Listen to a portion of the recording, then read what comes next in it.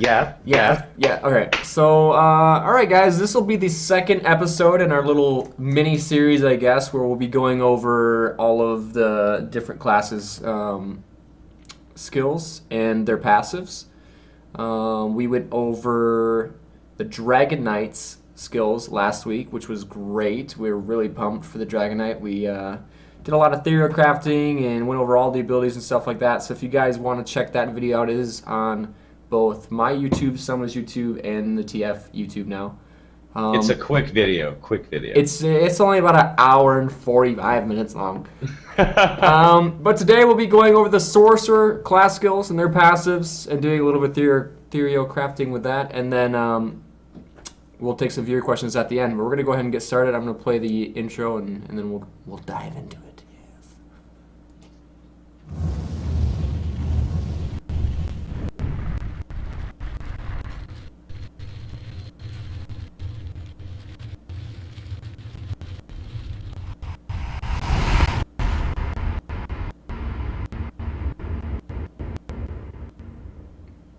No, that was terrible.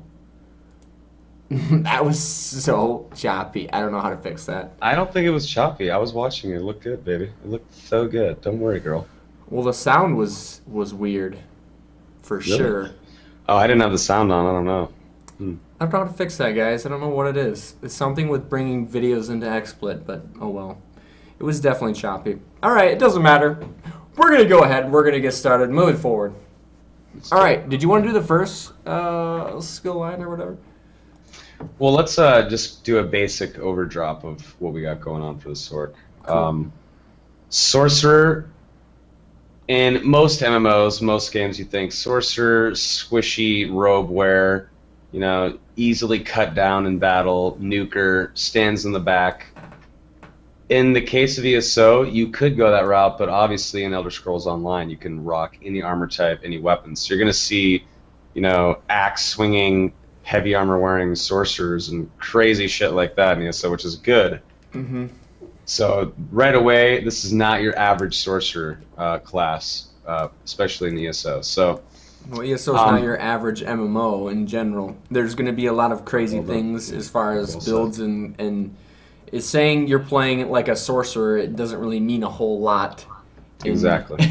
In this game, there's Exactly. so many different ways people are going to play these. It's just a basic general starting point, I guess, for your character, and these are the abilities that come with playing a sorcerer. So, all right. Yeah, there's three trees, guys. There's what appears to be your basic DPS tree. It's Storm Calling. It's a lot of lightning-based DPS attacks. There's a couple of utility spells. One that actually helps DPS. It's basically your damage-dealing class, Yeah. or excuse me, your class skill line. That's Storm Calling. The second is Dark Magic. That's more of your utility and crowd control line. You're not going to see a lot of damaging abilities, if any at all, and I think there's one or two, but it's not going to be for those folks that want to just go balls to the wall DPS, but it's going to be invaluable, anyway, for the CC and whatnot. And the third tree is, which I really like, is Daedric Summoning, and this is pets and ways to mitigate threat and obviously pet DPS, and there's going to be curses and debuffs, etc. So when you put all three of these trees together, you don't see a lot of like direct damage and stuff like you do with Storm Calling, but you see a lot of utility and a lot of different paths that you could take. For sure. So I guess we should start with Storm Calling. Might as well start with the first one. Do you want to take that away, Deek? Sure. All right, guys. Storm Calling. The ultimate ability for Storm Calling is Overload. Overload. A toggleable attack mode. While Overload is active, light and heavy attacks are replaced with empowered versions that cost ultimate as their resource. That is awesome. So that sounds pretty cool to me. That sounds like I don't know. I hope there's like a really cool visual that comes with that ability, where you toggle that on and I don't know, maybe you start like glowing or something, or I have no idea how they're going to be able to do it, but lightning heavy attacks, it's going to be, I feel like it's going to be pretty strong. Atropos put there in the paragraph, he's envisioning Emperor Palpatine style lightning hands. That would be sick. Just like you just drop your weapon, you're like, F this. You start like shooting lightning out of your fingers. That would be cool. I'm sure there's going to be a crazy looking animation for it. Obviously, there needs to be. I mean, it's an ultimate ability. I think as long as you can keep using your other abilities and whatnot on the bar, as this is, which I'm sure you'll be able to, I think it's going to be absolutely crazy powerful in both PvE and PvP. And I also like that this is the first ultimate we see that shows that we can use ultimate not only as some timed ability that will just wipe all your ultimate, but it's actually going down as a resource. You're using like your ultimate as, I don't know, like maybe a light attack uses just a little bit of your ultimate, and then a heavy will use a little I'm more sure of a that's how it's chunk. going to be. But that's cool. There's different ways to spend your ultimate. Yeah, it's great that That's they're doing that. It's great that they're using the whole ultimate thing in different ways. It's not just, well, you push a button, it does one thing, your ultimate's gone. And I like that they're doing that. It's really cool. They're being creative with the resource, and it's good. It's good for the game. Yeah. For sure. All right.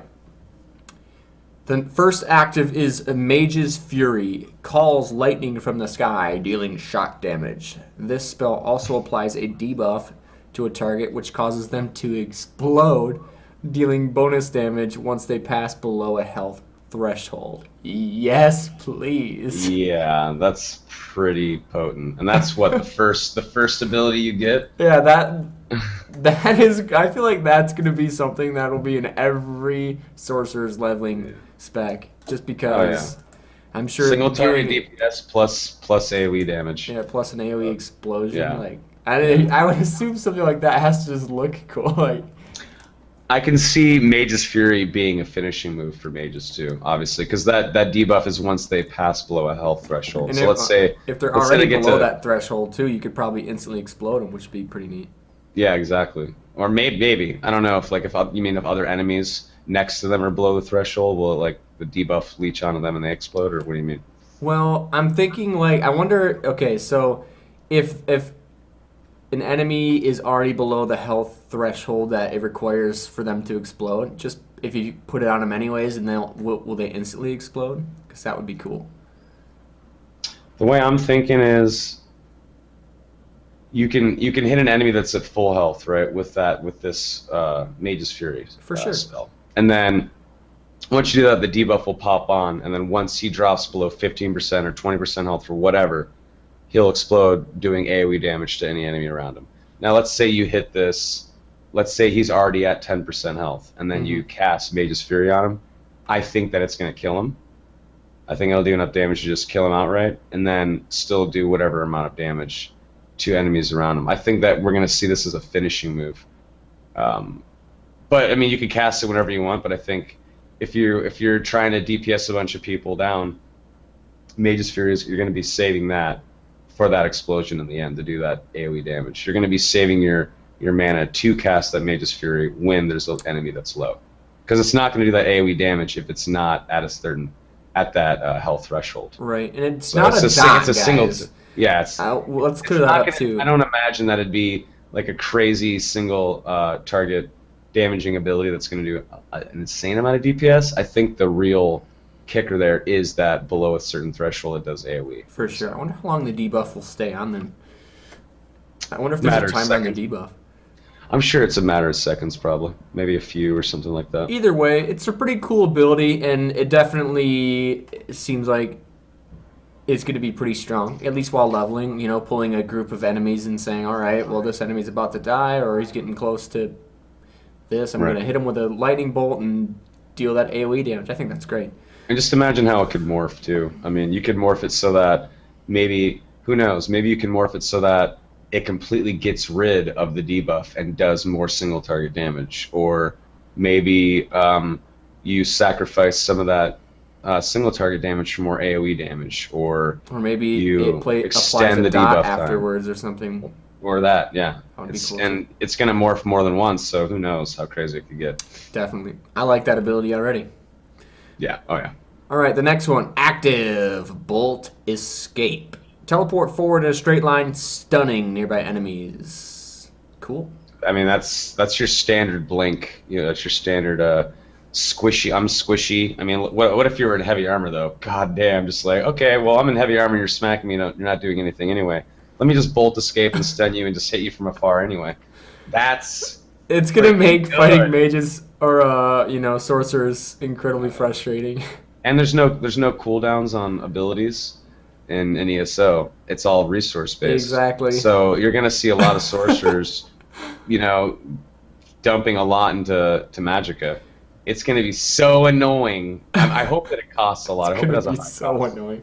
And I can I'm already thinking about how this ability might morph. Maybe like leave a trail of flames behind you or something, where if they stand in them, they take dot damage, or I don't know. There's just or applies like a debuff where they take 20% more damage. I don't know. There's so many different ways these abilities can morph, and I feel like Bolt Escape is going to be so frustrating when you come up to somebody who has that on their skill bar. It says teleport forward in a straight line, stunning nearby enemies. Does it stun when you finish the teleport, or whenever you're actually activating it, or both? I think there's some interesting things they could do with the morphs there as well. That's true too. It could be like if you just teleport to a spot and wherever you land, an AoE around that is stunned or something like that too. Maybe it's not even really a dash. No, if you see a Sorc in Cyrodiil, you're probably gonna. I would rest assured that Bolt Escape's gonna be on that skill bar. Yeah. It's just you need at least one escape button, and that's a damn good one because it's coupled with a stun.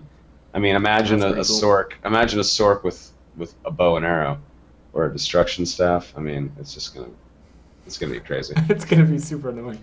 Yeah. All right, the next one: active lightning splash.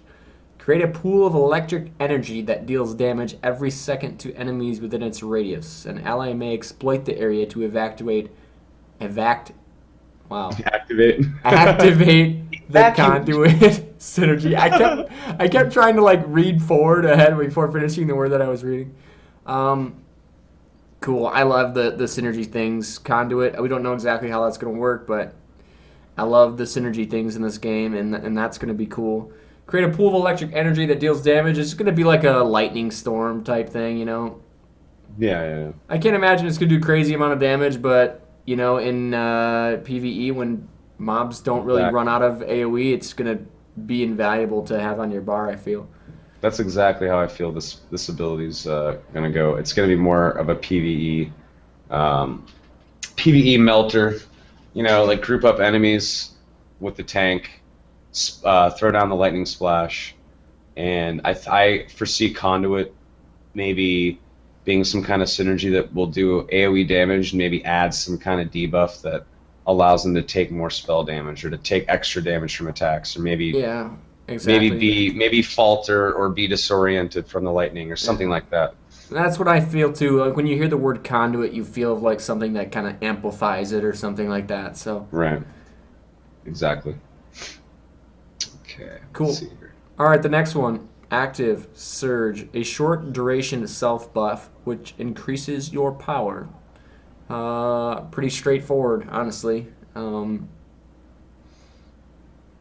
It's just a little. We don't know how long it's going to last. I would assume probably something like that would be like 5 to 10 seconds or something like that. Increase your power for a little bit of time. I don't see it if it's a short duration buff. I don't see it going any longer than 60 seconds. It's just going to be. If you're a DPS Sorc, you're gonna want this. I mean, PvE or PvP. Anytime you can increase your damage by even 5% on a boss fight, or when you're trying to take down a heal or something in PvP, you're gonna want to use it, even if it does cost a little bit of mana. I don't expect the cost to be expensive. No, I don't expect it to be expensive either. I think the trick with this skill is upkeep. You're gonna have to train yourself to gotta put my surge on, gotta keep my surge on. It's just something that you're gonna have to keep on the side of your mind. Okay, my surge is down, let's pop it, to keep the DPS up. Just another little tool or mechanic for the Sorc to remember. Yeah, And the exactly. I feel like it's going to be, something you're going to want for like a burst spec. If you're going to be like more of like a sustain type thing, then I don't know. It's hard to know too because we don't really know how much it increases your power. Um, hmm and it says a short duration too, so I feel like it would be focused more around like a burst type build, but we'll see. All right, the last active is That's lightning awesome. form. Wrap yourself in electrical currents, increasing your damage reduction for a short duration while dealing shock damage to all nearby enemies. Which sounds really cool. It sounds like it's going to look really cool.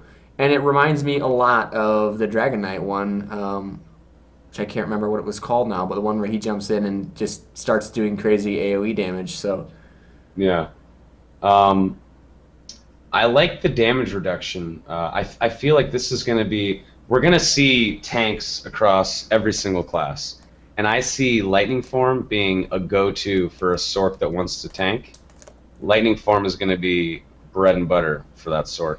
They're going to need that damage reduction, and it's AoE too.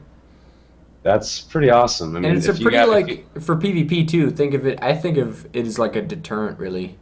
yeah, yeah, yeah. If you're playing a Sorc and someone jumps on you, a Nightblade or somebody gets up close and personal with you, you just pop this and be like, I mean, if you want to stay here and keep fighting me, that's fine, but you're probably gonna lose. Yeah, And you pop a Surge and then Lightning Form, and yeah, they're gonna. I mean, it's gonna buff your power, and who knows how much damage Lightning Form is gonna be. yeah, It's an end tier skill for Storm Calling, so you got to level up and work your way to it, and then imagine how it could evolve and morph too.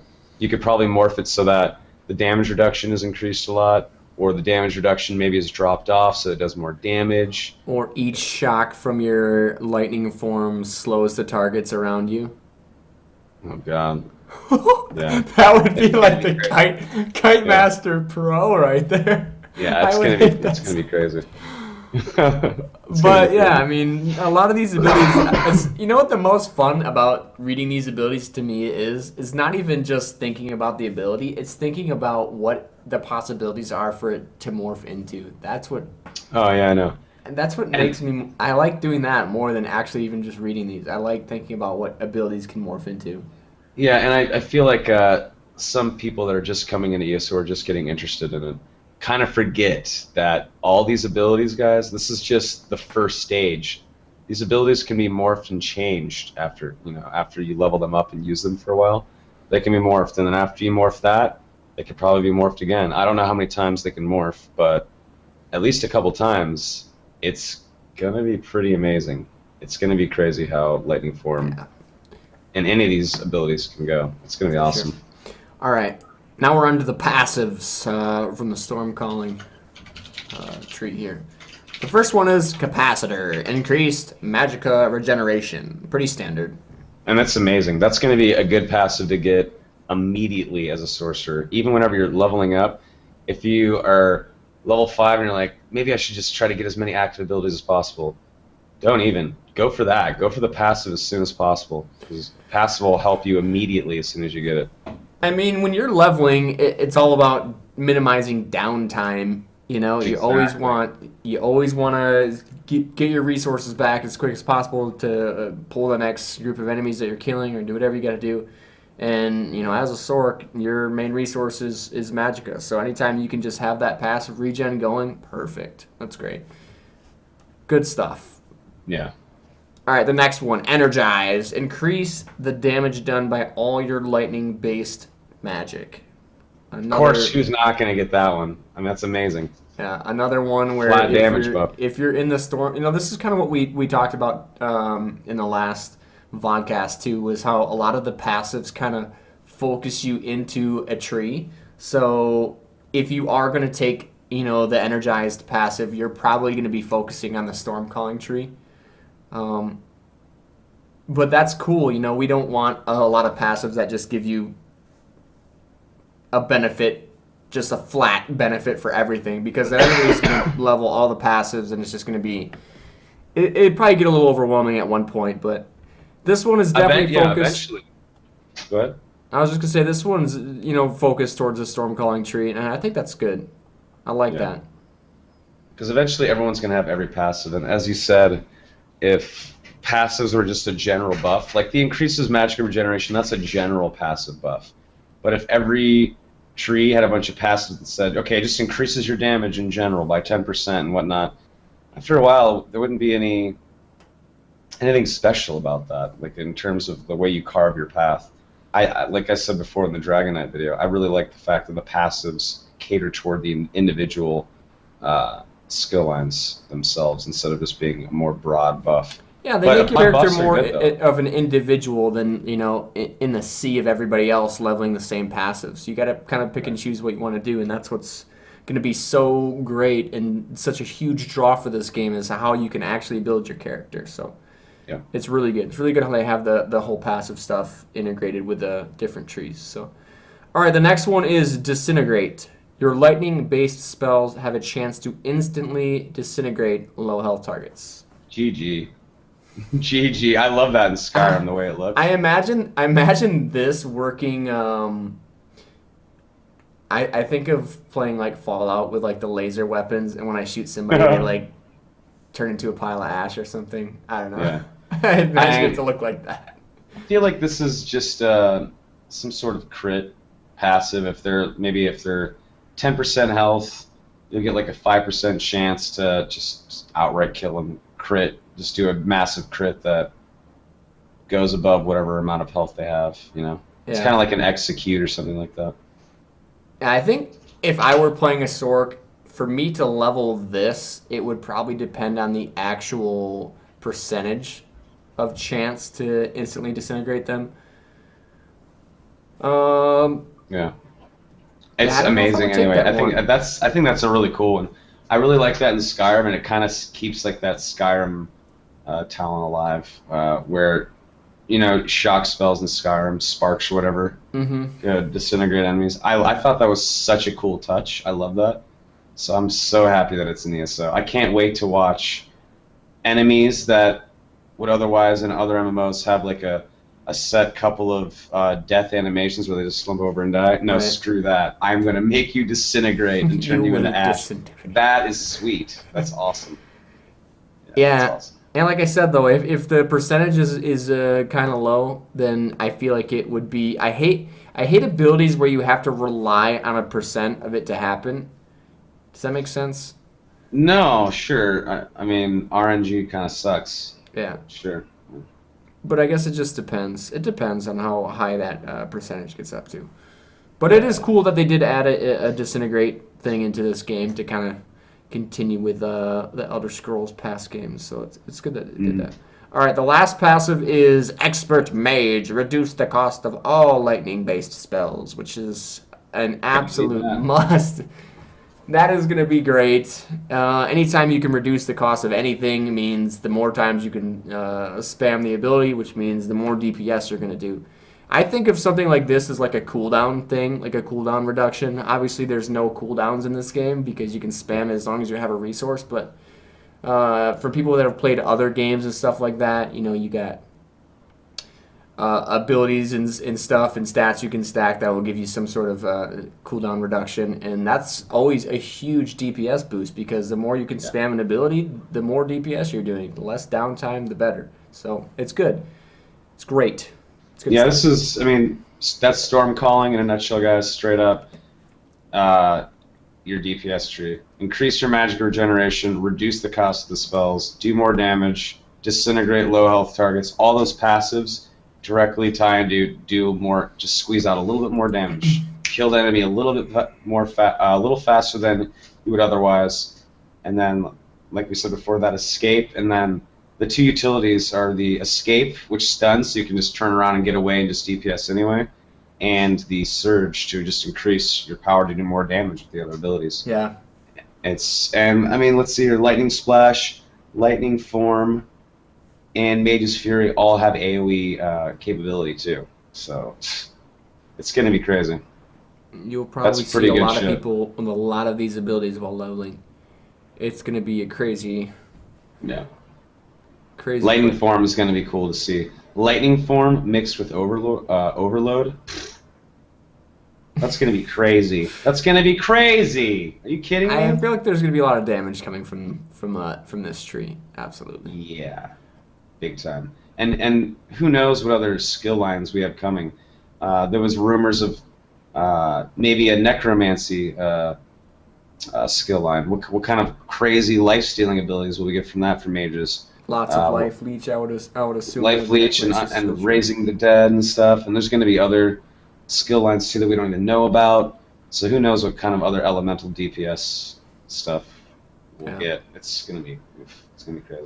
Alrighty, guys, that's the storm calling tree. Pretty cool tree. Some cool stuff in there. Absolutely. You got the synergy too, which is good. Like I said, we're really big fans of the whole synergy between using different abilities and the conduit synergy here.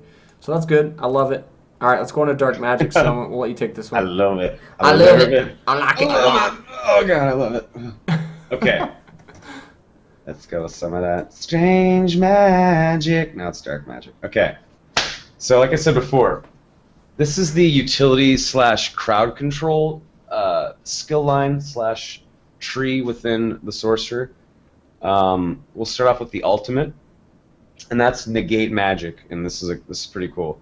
Dispel enemy magic effects in an area. Enemies who are spell casting within the field are silenced to take additional damage.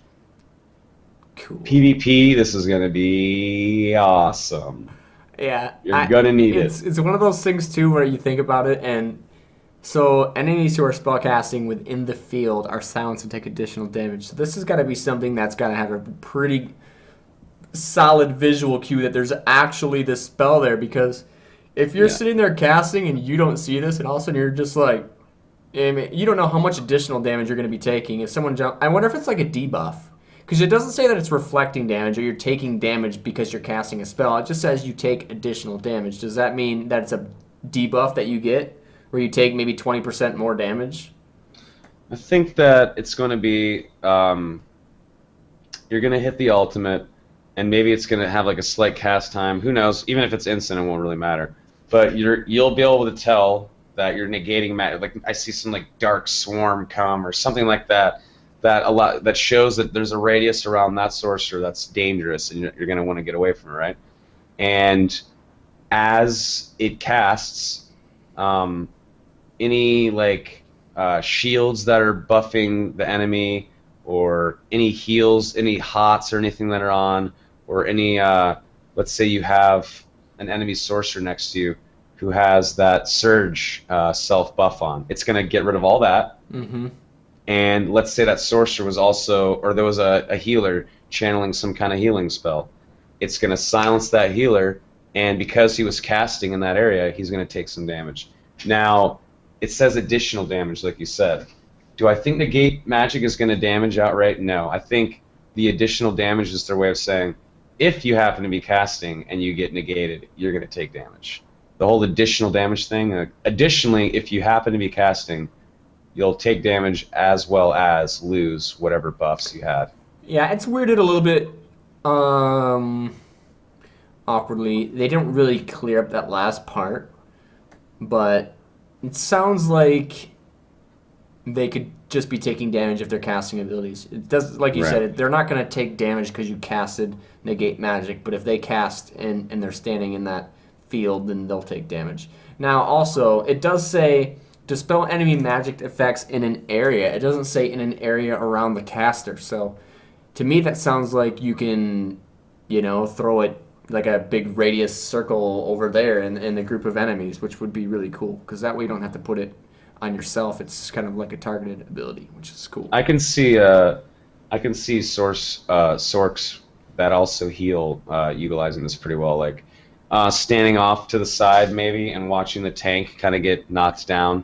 And once the tank starts getting surrounded and almost killed, or the DPS or whatever in PvP, just bolting forward, stunning everyone, negating magic, and then maybe trying to get a quick heal off on the tank or something like that. I see it as like a, let's go save somebody really fast. I run up, negate, damage, that healer that's trying to Yeah. save some DPS that's about to win a fight or something like that. It can be utilized in any way, though. There's 1,000 possibilities you can come up with negate Well, magic. just using, a class that we've already gone over, the Dragon Knight. Think of all the self buffs and ally buffs that Dragon Knight gives as far as all like the, Yep. you negate It's going to magic be that great. and take that all away. That's a game changer right there. It is. It really is. That's... Damn, this is going to be crazy in PvP. The more I think about it... I will Oh, say man. that earlier today when I read through this beforehand, Dark Magic was my favorite tree of the Sorcerer. So Was your it favorite? was, yes. Okay. So I like this tree a lot. All right, let's move on to the first active. Okay. First active ability is Encase. Dark shards erupt from the ground, immobilizing enemies in front of you. So basically this is a conal route. Basically you're just going to face your character toward the enemy. At a certain distance away it'll stop, but let's say you got 2 night blades running right at you. You just point at them, you hit Encase, and they'll be trapped right in front of you. And then you can do whatever you want to them from there. Doesn't say it Assuming does it'll be a damage, route... but Nope. we don't Nope, know how no it's going to damage. morph or anything like that. Could it eventually do damage? But I mean, anytime I'm you get assuming- a root like that, it's just great. I love Yeah. the CC of this tree. I'm assuming because it doesn't do damage, it can immobilize as many enemies that are in front of you. Like there could be 20 guys right in front of you, and you can mobilize all of them. That's good. I also think that because it doesn't do damage, it's probably going to snare for maybe a few seconds, like a good solid 3 to 5 seconds where they just can't run away because it doesn't do damage. The damaging snares you see normally don't completely snare and stop an enemy player. Normally it just slows them by like 50% and does damage or something like that. But if it actually does damage and is a complete snare, and normally it's a very short snare because it does damage as well. Yeah. And this doesn't do damage, so I'm assuming that it's going to be a nice long 3 to 5 second snare. So it's going to be, I mean, that's great. That's great for anything, PvP, PvE. It's going to be good no Snares matter are what. good. CC is always good. CC wins. I mean, CC. Seriously, that's how I feel like all the time in MOBAs, in arenas, in any PvP. The person that can lock you down the best is generally going to win the fight. So Right. I love CC. I love crowd control stuff, and this tree is just like the ultimate crowd control tree. It's crazy good. Yeah. All right. The second active ability in Dark Magic is Repulse. Nearby enemies are knocked backwards and snared for a short duration. So holy crap. So Think of like Arcane Explosion from WoW, and that's what I imagine this ability looking like, but not doing the damage and just knocking them back and snaring them again. it's amazing. So instead It'd of be so it's slightly similar to Encase, whereas Encase you just look forward, you aim your cone of immobilization forward and they're stopped. This one, you're surrounded, you cast it, they're thrown backwards, and then they're slowed down so they can't run back to you. This is good for any DPS, Yeah. especially ranged DPS. You have a destruction staff or a healing staff or a bow. Repulse is you're gonna want it on your I bar. feel like that is Yeah. seriously if you're gonna pick one, if you're gonna pick one really good CC and like crowd control support utility thing for PvP, this is gonna be the one you're gonna want because it knocks back enemies completely around you, 360 degrees. It's not a frontal cone. It's not anything like that. If a Nightblade jumps on you, it's behind you, boom, you knock them back. It's just you knock them back, you snare them, you regroup. It's gonna be so good. It's gonna be so strong. Yeah. Okay. So next up we have Rune Prison. Seal an enemy with a runic prison. Imprisoned enemies are disoriented but benefit from increased health regeneration while affected. So this is basically polymorph. It's Kind of. instead of turning into a sheep, you're just in a runic prison, disoriented. You probably won't be able to cast. You're not going to be able to do anything unless you break out of it Yeah. with an ability. But obviously, this is something you're going to want to do in the beginning of a fight. You're not going to want to rune prison someone that's almost dead. That would be absolutely retarded because they have increased health regeneration. So in PvE, your Sorc is going to want to run up and rune prison the healer in the dungeon fight that you're about to do. So you can take down the DPS. By the time rune prison runs out, well, the healer's ready to get killed now. He has no one to heal and no one to support him. Or in PvP, you have a Sorc, crouch up, stealth. He rune prisons whoever, the tank or whoever, and then everyone else follows up behind the Sorc and takes people down. You just got to be careful not to damage the person in the rune prison because you want them out of the fight for a reason. Yeah. Another strong CC ability. Really, that's what it boils down to. I mean, single target CC. It'll probably last a while too. I mean, I'd probably have diminishing returns in PvP, but for PvE, it's going to be strong. I mean, it's going to be something you're going to want. I don't think there's diminishing returns in the game, though. Well, I mean, considering anybody can, expend stamina or whatever they need to break free from abilities. I guess we'll see how we said the same thing in the Dragon Knight thing. If it's like something where it's like 60-second CC, I feel something like that would be kind of ridiculous, but yeah, I don't know. We'll have to see how an ability like that transfers from PvE to PvP. I don't know if there's going to be any type of diminishing returns or something like that, but I guess we'll see. The next active ability is Dark Exchange. Channel dark magic, restoring your own health and magic at the cost of stamina. Okay, this is awesome for a Sorc. Straight up, anytime you can use... A Sorc is going to use a lot of magicka for his abilities, right? Mm-hmm. That's what I'm assuming. Unless they use a sword or something like that, they're going to need stamina. But if you're going to be shooting stuff out of your destruction staff and casting, storm calling spells, you're going to want a huge magicka pool, just as a sorcerer in general. So if you can just get rid of your stamina that you're not really using anyway, except for sprinting or dodging or rolling, to get your health and magicka back, that's awesome. It's kind of like evocation in World of Warcraft for Mage, except you're using a resource. Resource you're not necessarily using. I feel like this caters to more of like a pure caster. If you want to build like a pure caster in this game. But if you were to try to do like a little bit of a hybrid build where you're like, okay, I have a destruction staff in this hand, and then my other weapon is a two-hander or something like that, then it might not be something you want to invest a ton of points into. This is invaluable for a solo leveling mage. Yeah. If you're solo, you're gonna be mainly casting when you're solo leveling for sure. Yeah. Totally. All right. So that's a pretty easy. That's pretty straightforward ability. Yeah, pretty straightforward. Now this is the best ability in my opinion for dark magic. I love this. Yeah, this ability's pretty sweet. Daedric Mines. This is the last active ability. Summon 3 mines in front of you. The mines take a few seconds to arm themselves, after which they immobilize and deal magic damage to enemies who touch them. That is gonna be freaking awesome. So another snare and damage, which I would assume because these mines are kind of, they're stationary. I would guess that this ability is going to hit pretty hard. And there's 3 mines. Think about this. Think about this, Soma. Someone comes near you, right? You root them. You throw out the mines in front of you, and then you use repulse to knock them into all 3 mines. Yeah. Oh, yeah. And I was also thinking, get someone to chase you.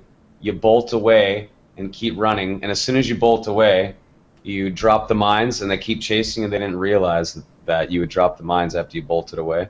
And it's by the time they get to you where you have bolted away from, it'll just be arming. So you can just kite and have them chase you. And as you get that gap in between you with bolt, and that they want to close as quickly as possible, you drop that, you keep running, and you can just have them run into your mines. It's going to be awesome. I feel like that ability is going to be one of those abilities that's so trolly. I wonder if they're going to be clumped together, or is it going to be 3 mines that it's going to be one in front of you and like one on the side, one on the right side, or there's just going to be 3 right there? It says 3 mines in front of you. I don't know exactly how it's going to work, but I feel like this ability is going to be really, really fun. It'll be a really fun ability to use. People will love it. Yeah. So the first passive is Unholy Knowledge.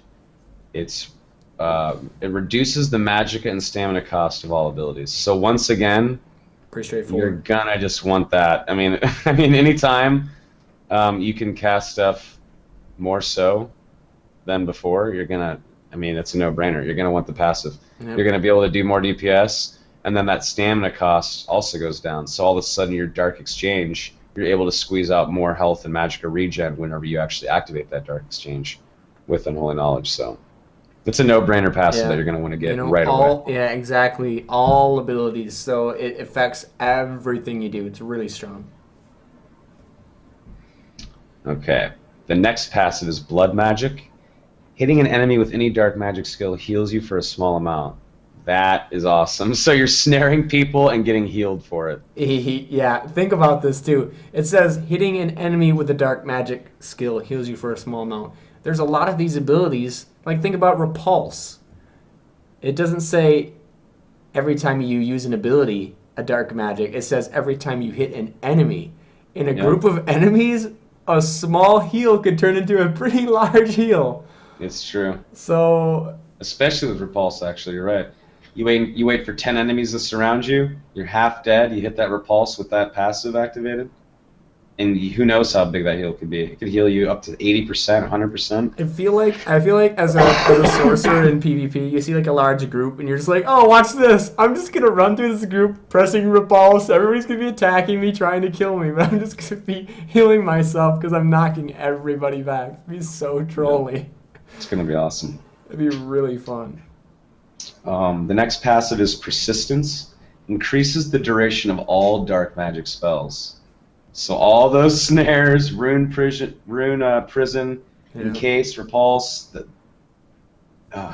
it's just gonna last longer. You're in more trouble.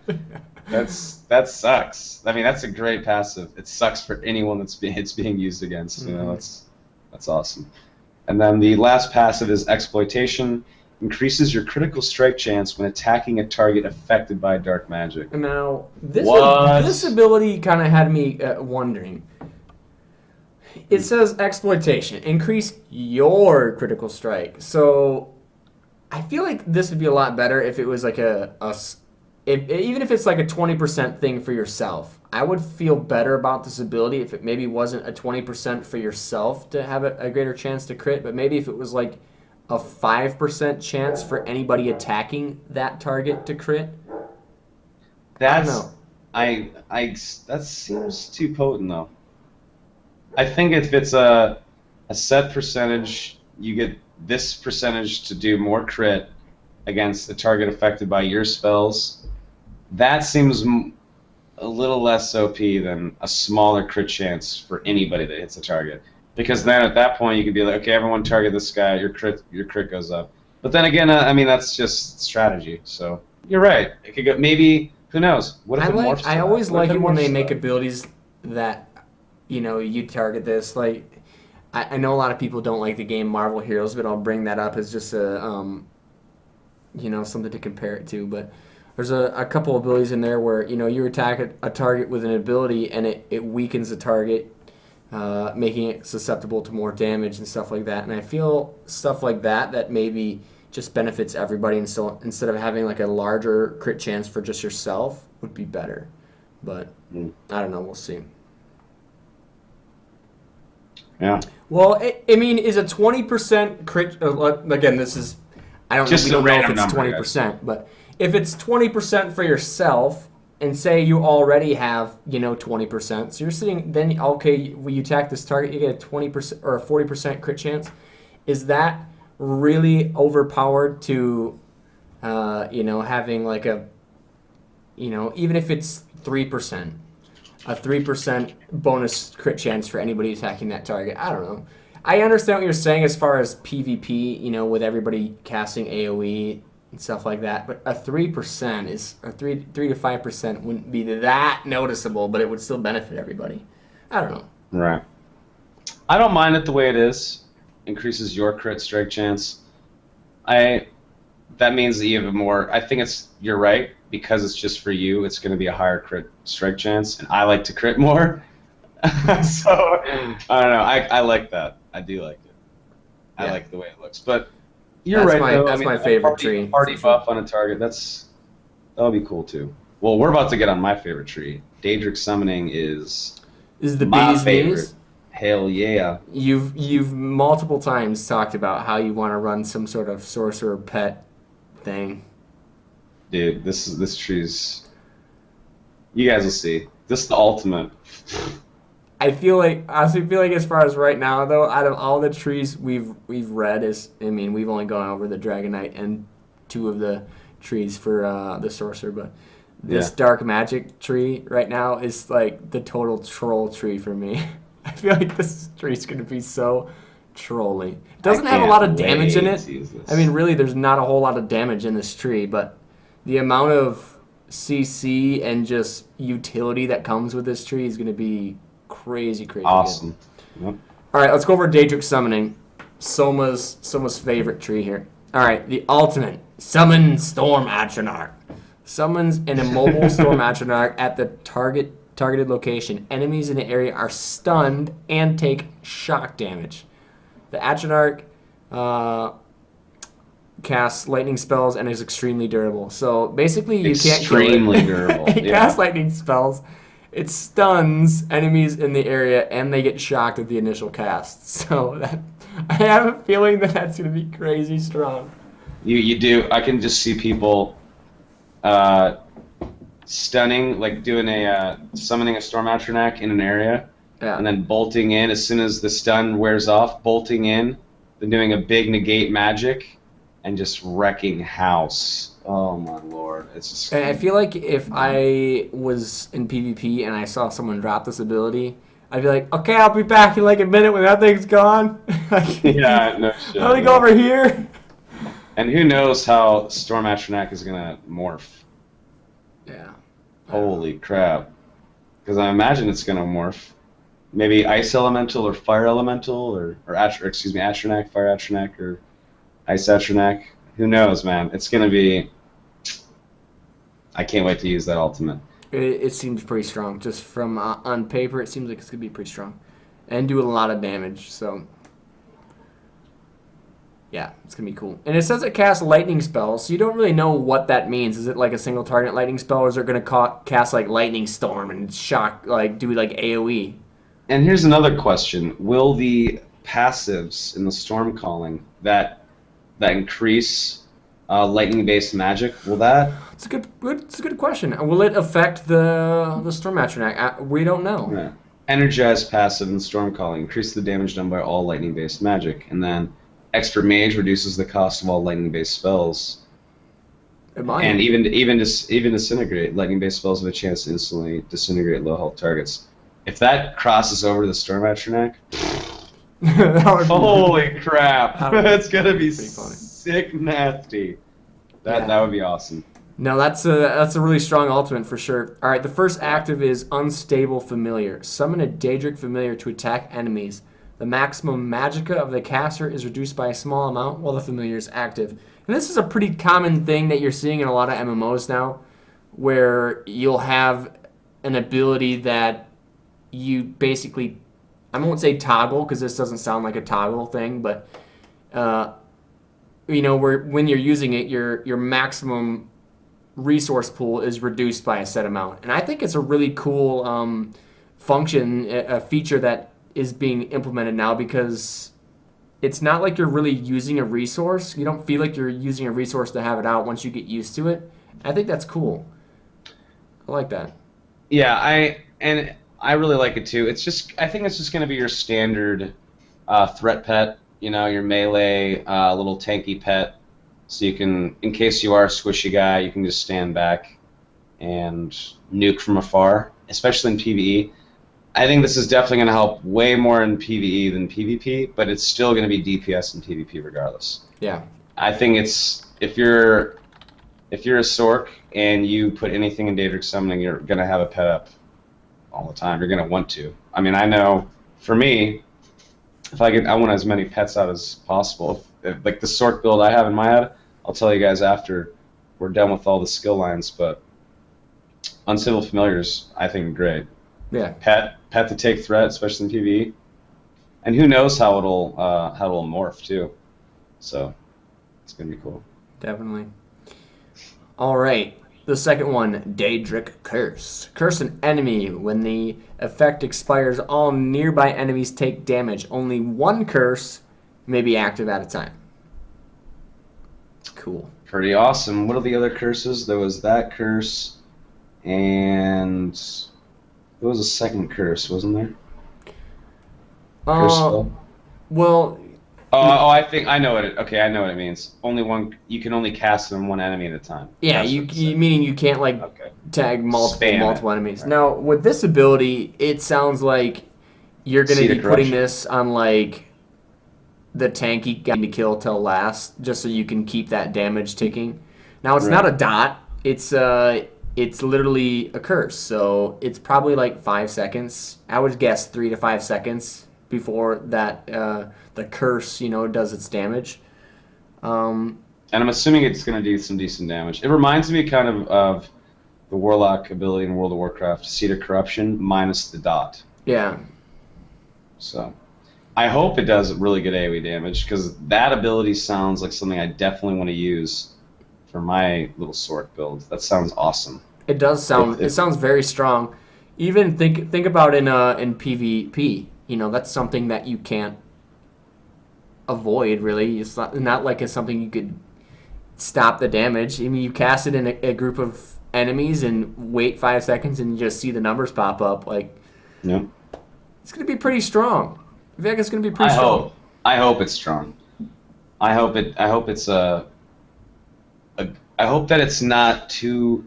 I would rather have it be more damage based, a higher amount of damage with a longer tick, like maybe 8 seconds to maybe even activate for way more damage, than a small amount of damage with like a 4-second tick.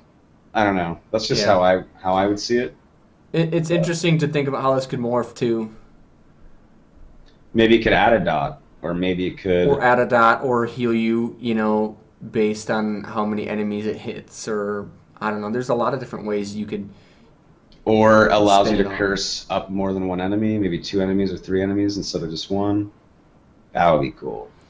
Exactly. That would be really cool. Atropos just mentioned in chat, too, about how, it's always good to plan your damage for that burst. And it was the same thing in Star Wars. I don't know if anybody played a power tech in Star Wars, but you had an ability called a thermal detonator.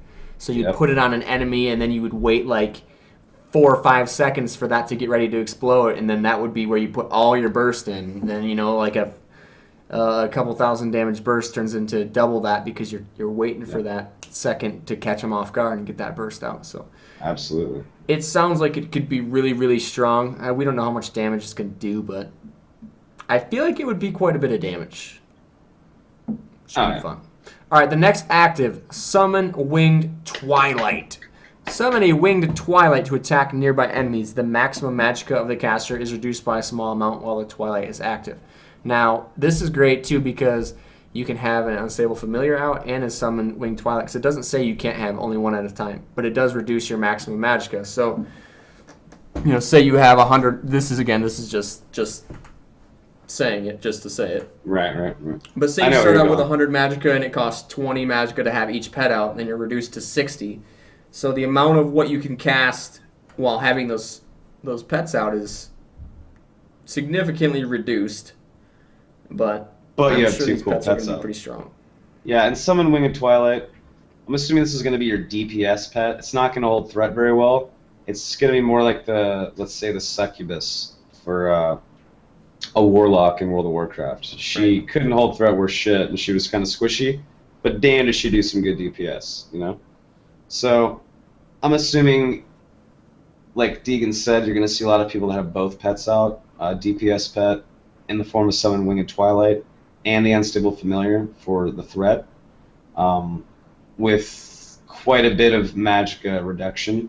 So, I foresee people going down the Daedric summoning line, either dumping a shitload of points in magicka and getting a lot of cloth armor, or trying to go for more of a stamina build, using like bows or swords or something like that, and using the pets as kind of a way to offshoot the fact that they don't have a ton of magicka to use their other Sorc abilities.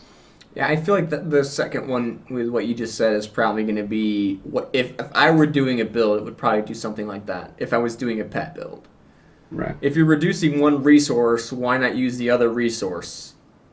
Exactly. So, yeah, exactly. All right. Next active, Bound Armor. Summon magical armor while toggled. Gain increased armor at the expense of magicka regeneration. Now, this is interesting. It doesn't say it costs magicka, it just says at the expense of magicka regeneration. Yep. So, And it's again, toggled. It's toggled. yeah, again, this kind of plays into the fact where if you're going to do some sort of Daedric summoning like build, you might want to think about doing, you know, like a two-handed or something like that, or use a lot of weapon skills. So, But even then, that just because you're doing this doesn't mean you can't strap on. I mean, it's bound armor, so you're getting a bunch of armor. You can still rock the light armor build and increase your magical pull by a bunch and get that fast regeneration because you're wearing cloth armor, and still definitely. dump stat points into magicka and still be a badass powerful mage, but also not be so squishy now because you have bound armor on. You can still stack magicka and still be viable as like a mage DPS Well, person that I'm not. slings Yeah, spells. we're not saying that you can't do it that way. We're It's just just going to saying hinder you a that little bit it's with giving these. you a kind of an interesting play on playing like a caster. It's giving you all these reasons that you may want to try doing something different. It doesn't say you have to. You can Right. always build Yep. full mage, whatever you want to do. But it's really interesting how they're setting it up with the abilities to kind of be like, hey, there's this other way you can still play a sorcerer, which is really cool. It's really cool It's that they're kind of giving you two options with it. the more I look at Sorcerer, I see so many different ways you can go. Like when I think Dragonet, I'm like, okay, you're going to be melee, you're going to be up close. I know there's going to be bow using Dragonites and stuff like that, and destruction staff using Dragonites. But for some reason, in my old school head, I think Dragonite, I think melee DPS, right? With Definitely. Sorcerer, for some reason, the way the abilities are just set up, I see more of a druidic approach, like druids from WoW, how they could just fill up any role. I'm starting to see this more in Sorc. They could be tanks. They could be hunter style, medium armor, stamina style characters that use bows and have pets. They could be tanks, and I don't know. It's the sorcerer is there's a lot going on under the hood with sorcerer. More so, There's a lot of wiggle room in a sorcerer build. That's for right, sure. There's a lot of different ways you can go. All right, right. let's talk about the last active. Conjured Ward. Create a damage shield on yourself and your summoned creatures, absorbing a percentage of the damage taken. So again, another thing that kind of plays into the whole tanky thing, Yep. um, which is pretty cool.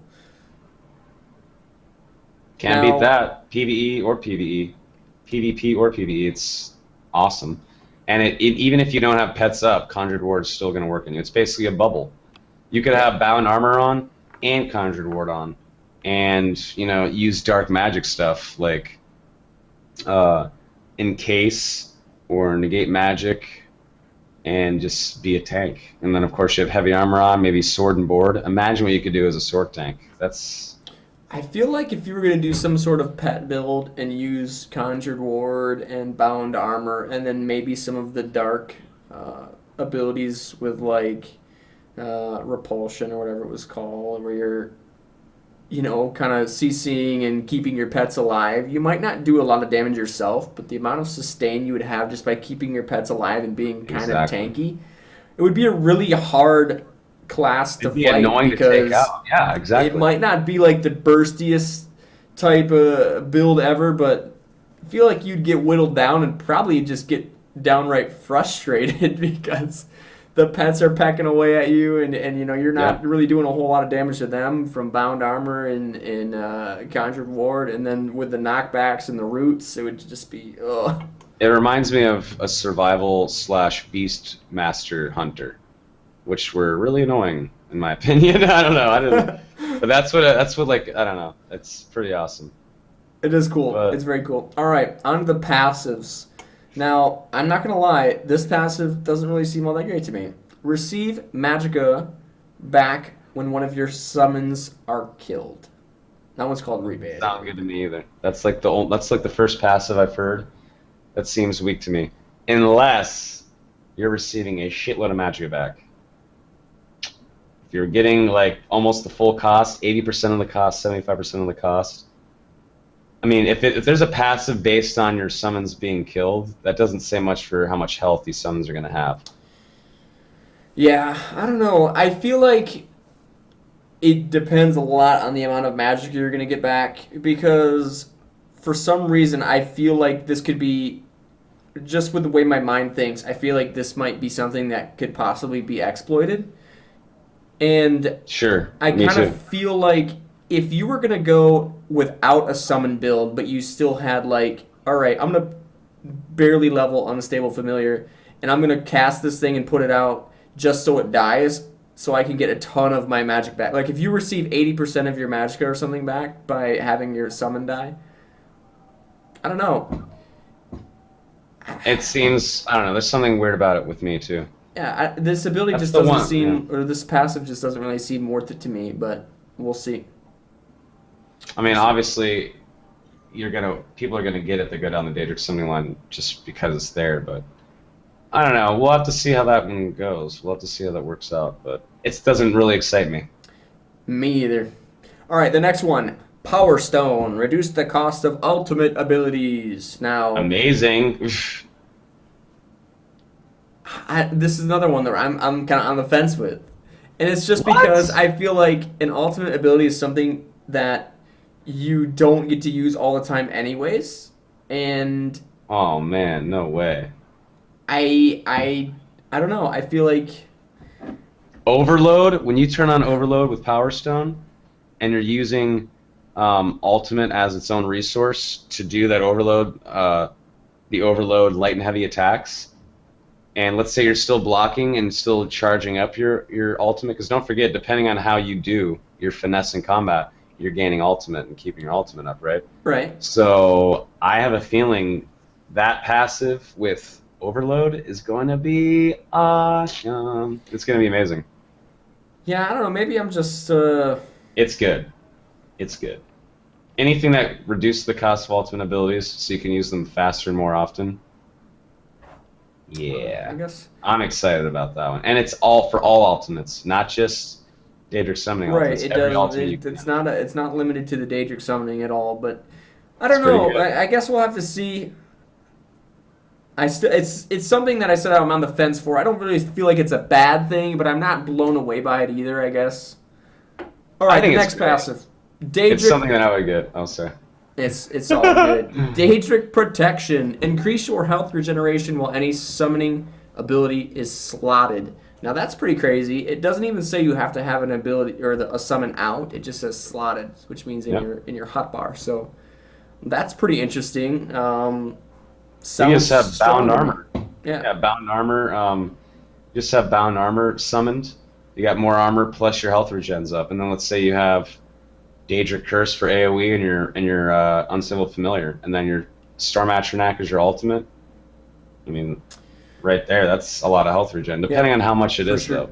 And that's a good question in chat too. Draven says, "What if you have multiple slotted?" Now it doesn't say anything here with the tooltip of this, but maybe when we get in game and we actually look at it or something, maybe it says per summon.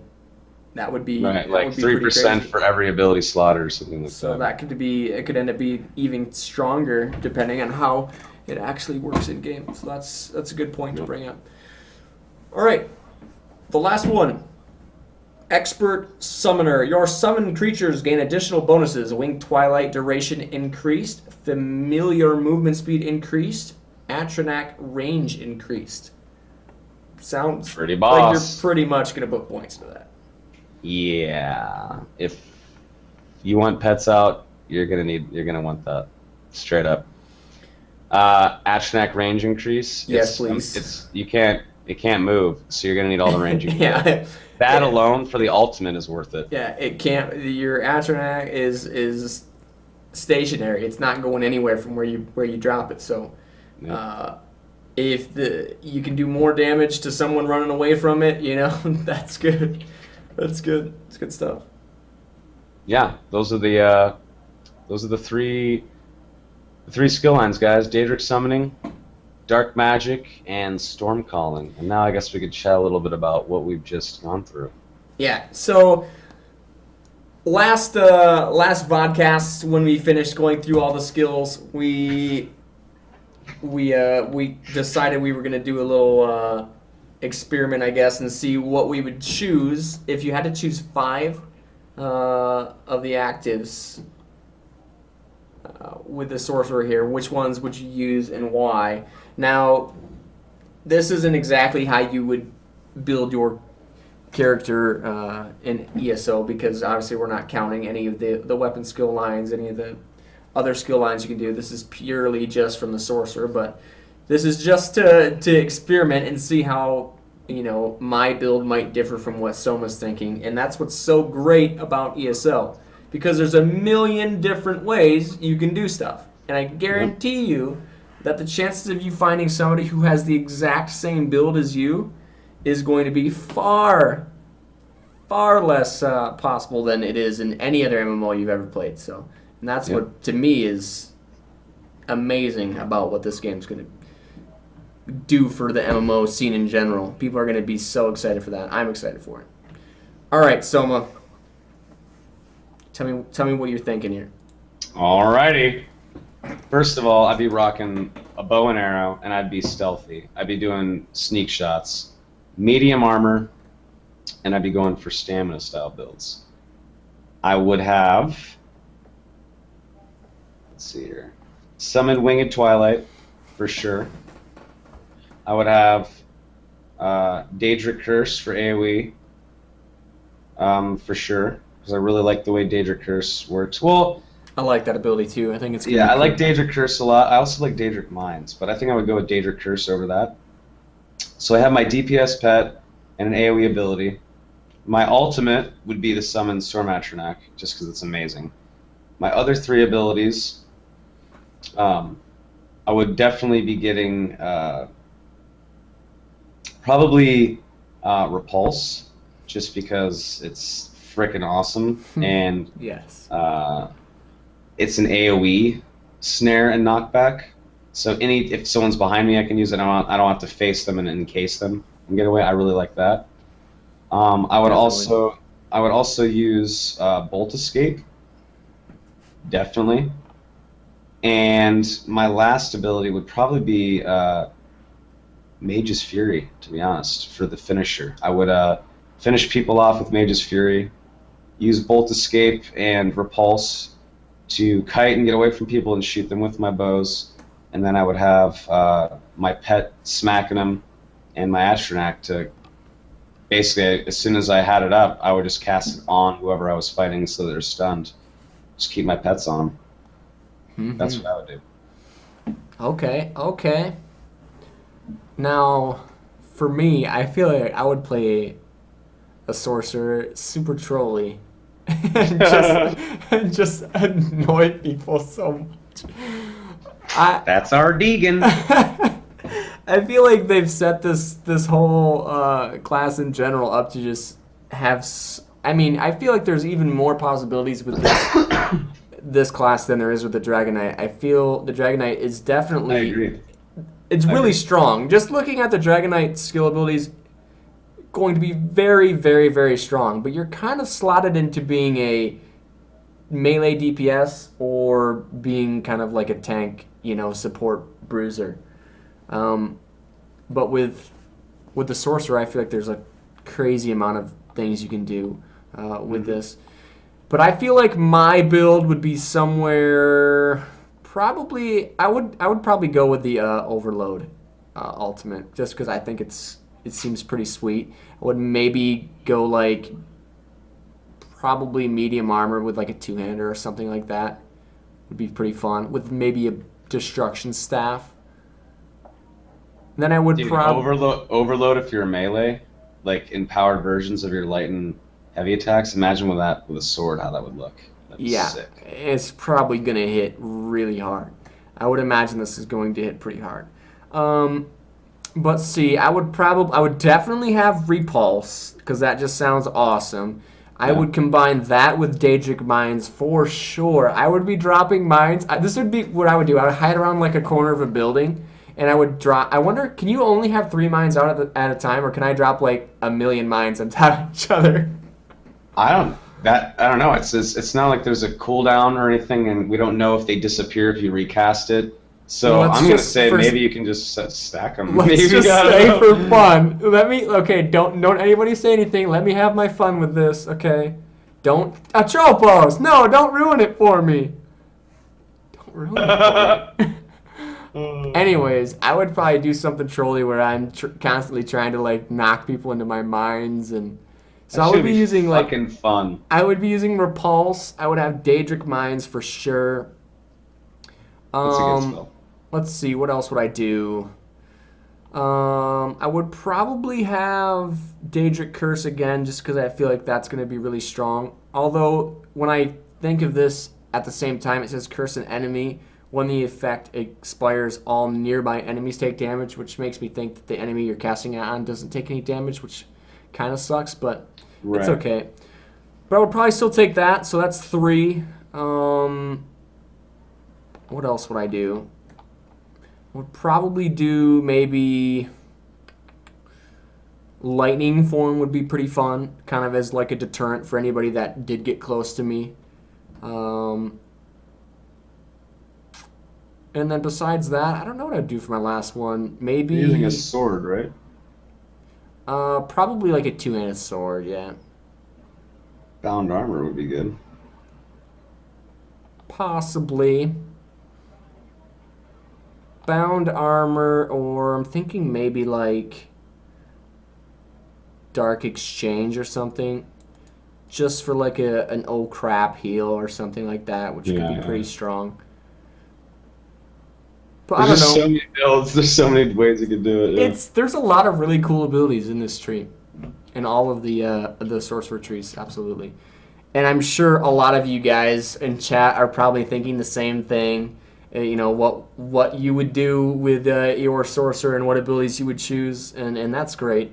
If you guys are watching off TF right now, let us know what you guys think. Leave comments on the article. Did we have an article up for this? I think we did for this vodcast. But let us know what you guys think in the comments. We're here to interact with you guys and talk on TF and be involved in the forums and stuff. So let us know what you guys think.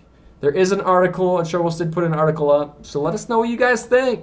We love hearing what you guys have to say about what we're talking about. So, and again, Yeah. any constructive criticism you guys can give us for the vodcast. We've only been doing this now for I don't know how long. 3 months, 3.5 months.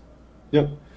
But I mean, Any go ahead. any builds or anything you guys think of? Like, you're like, okay, I want to be a sword and board tank sword, or I want to be an archer, destruction magic, cloth wearing dragonite, or whatever. Go ahead and post those comments on the Tamriel Foundry vodcast articles, because I look at those comments, and Deegan does too.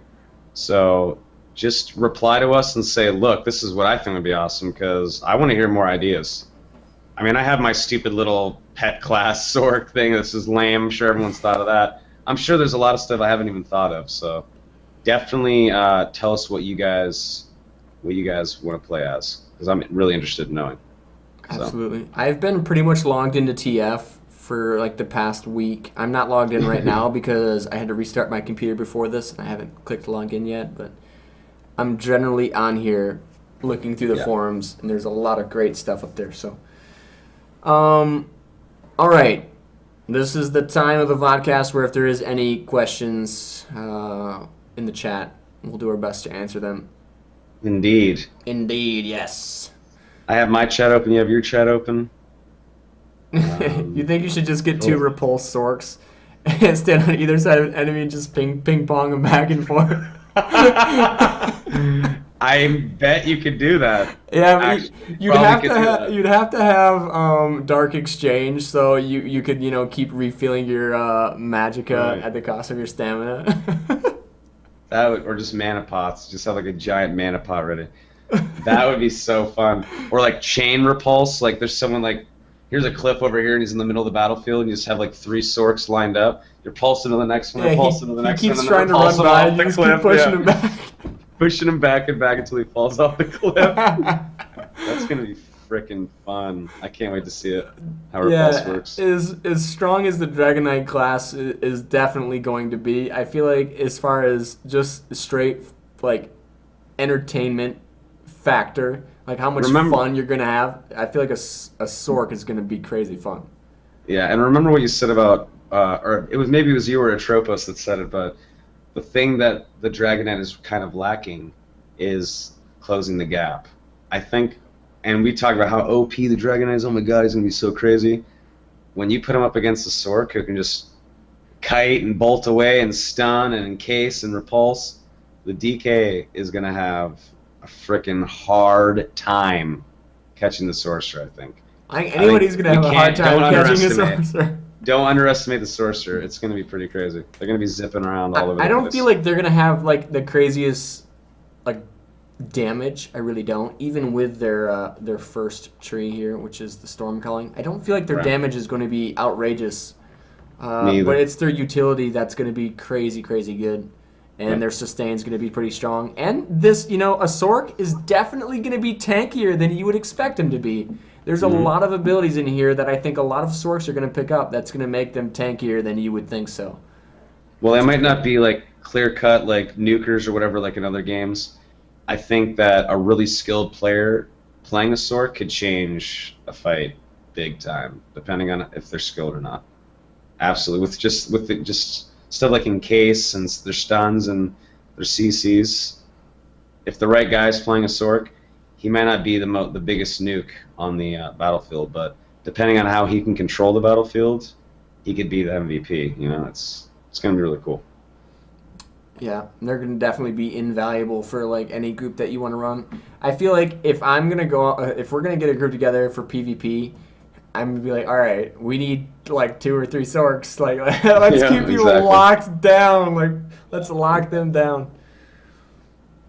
It's going to be awesome. I do want to roll a Sork as an alt. I eventually, I want to start off with a Dragon Knight and eventually make every class as an alt, in each of the different factions. And then one faction, of course, have 2 characters in it. But when I do make my Sork, I'm thinking now, like, do I want to be that crazy nuker that's shooting lightning, or do I want to be that archer that, uses stamina instead of magicka? The fact that like with my Dragon Knight, I was like, I'm going to be a tanker, melee DPS. I already knew. With this, I can't decide what I want to do, and that is such a good sign for replayability in the game, because you're going to want to make alts and try new paths in the game and see how is this leveling up process. How is this different from this leveling up process as a Sork?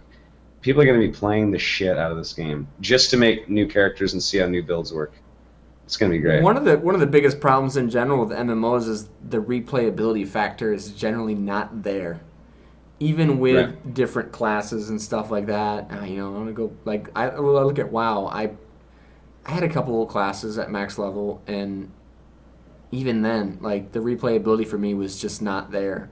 I did it because I needed like another character for a different raid group or something. Right. But you'll literally be making new characters in this game just because you'll be like, oh, a light bulb just popped on in my head. I gotta try this out, and you'll want to go back and do it, and that's it's gonna be so great. I see a couple questions in the chat. Yeah, me too actually. Let me this one he's asked a while ago. Do you think ESO will have the same type of feeling as Skyrim, for example, or will it feel more like just playing an MMO? Do you know what I mean? Yes, I do know what you mean.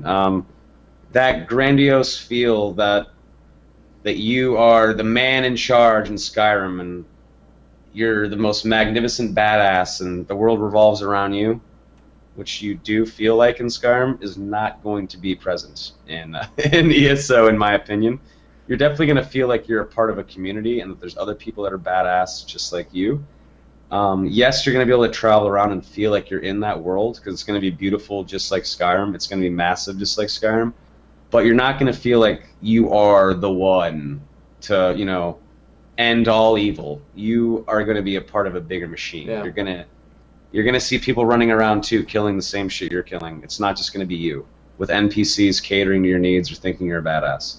So yes, I think it's gonna have the Skyrim feel in terms of the feeling you get when you're in that world, the way it looks and whatnot, and like the art style is very expansive- similar. Yeah. Yeah, like it's an expansive world, but it's not gonna feel like you're the Dragonborn and no one can touch you. Like you're gonna feel like, I wouldn't say a pawn on a chessboard, but you're gonna feel powerful and like a badass in a company of other powerful badasses. If that makes any sense. Hopefully that Makes kind of sense. answers it. Makes sense enough. It makes sense enough. Makes sense enough. Yeah. All right. What other questions do we have here?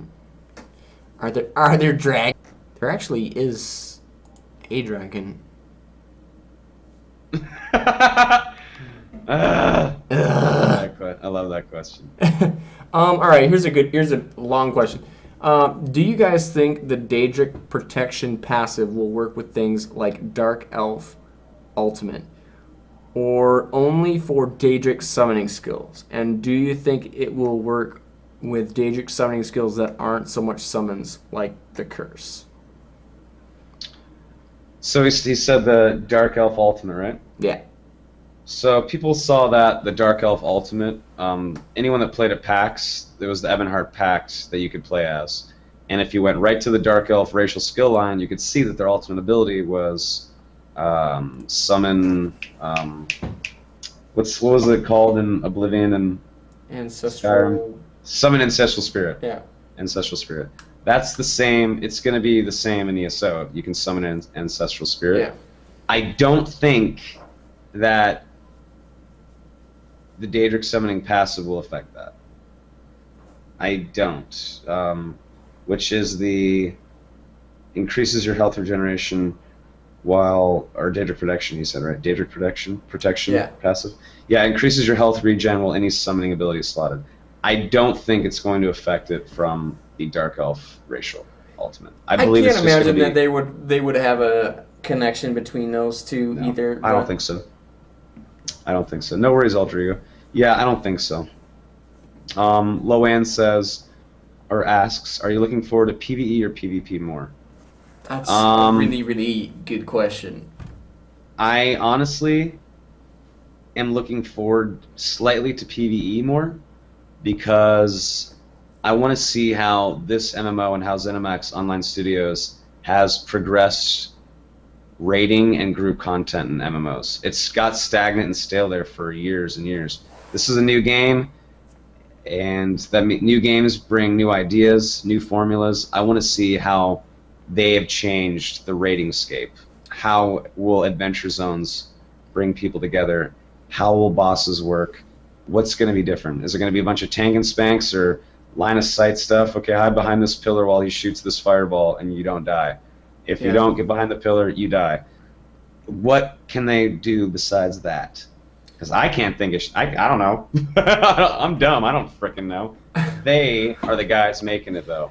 And they're the smart ones that come up with these new ideas. That's what I'm excited about. Well, for me personally, I have always been a PvE person. And especially, being a full-time streamer with Soma knows too, it's all about, like, having a community, right? Being a community of people and doing things together and having that connection and having, like, a strong MMO in general is going to help with that. But as far as, like, the PvE side of things go, I just hope that the PvE in this game is going to be phenomenal. I really do. I think it's going to be great. And it's gonna be awesome having a large group of people where we can go in and do stuff like that. But at the same time, the PvP in this game is going to be crazy. It's going to be crazy fun, and it's going to be most of the game. Citadel's so huge. I'm pretty excited for PvP. I haven't been excited for PvP in an MMO in forever. I generally Same here. don't Same like here. PvP and MMOs. I like it, but I was always a world PvP guy. As soon as someone said, let's go to Alterac Valley, I was like, no thanks. Let's do Warsun Gulch. No, I already did one of those this week. One. I don't feel like it. As soon as someone said, yo, let's go ganking, or let's go, to a level 30. Like, let's say I'm level 30 and my buddy's level 30. Let's go to a level 30 zone and kill people our level. That was the best PvP, and I had so much fun doing that. Now, you're not necessarily going to have world PvP in all the zones, just in Cyrodiil. As long as I can get that same feeling of world PvP within Cyrodiil, I'm going to be doing a shitload of that. Guarantee you. I can see see myself spending doing a lot of time in Cyrodiil. I see myself doing a lot of side stuff. Whatever guild name we decide on, Soma, our name will be known in PvP. In our campaign, oh yeah. We will. People will see us rolling up, and they'll be like, "Oh no!" Absolutely. It's gonna be great. We're gonna have a blast. Here comes Black Wind. Oh no. Hey, good try. Good try. All right. Jesus, any more questions? Any more questions, guys? Any more good questions before we wrap this up? I do have one more here. Will there be loading times for faction lines? There will be, Damon, unfortunately. This is something that Soma has loathed. But, what's the question? Loading times between faction lines. Yeah. I hate that there's no interconnectivity with all of the zones. Like in WoW, you could run from the bottom of Stranglethorn Vale all the way to the top of the continent without hitting a load screen, right? In this game, it's a way bigger game. The graphical engine is far more advanced than, say, World of Warcraft's engine. So they're going to have to chop up zones with loading screens, which hurts. Fucking A, does it hurt? Yes.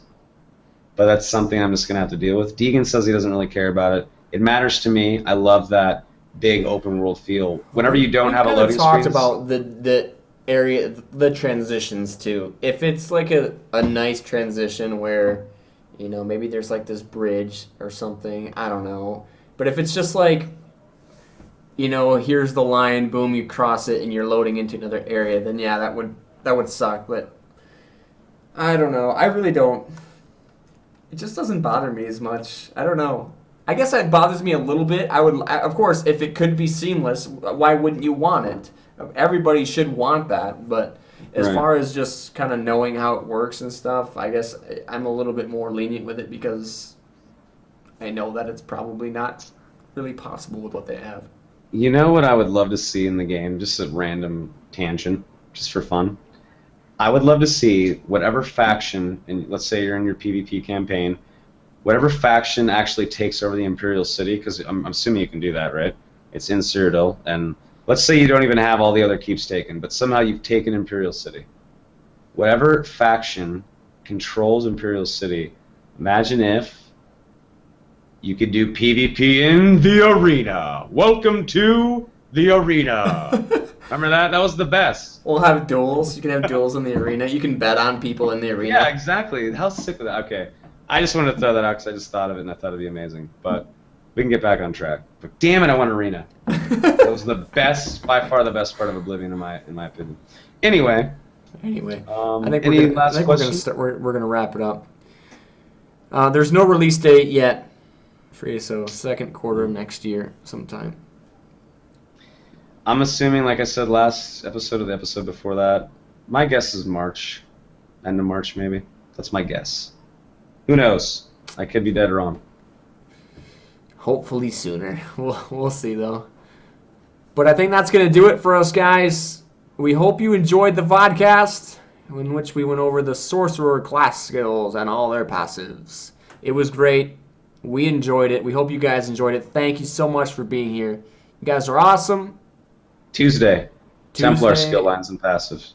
Tuesday it is. We're back on Tuesday again, and we'll be going over the Templar skill line and passives. And if you guys think that Sorcerer or Dragonite was overpowered, wait till we go over the Templar. Templar is so sick. I don't know if I almost went to roll Templar instead of Dragon Knight. I'm this close. Templars OP. All right, guys. Sick. Thank you so much. We'll see you on Tuesday. Come sunny that. Bye, guys. There, guys.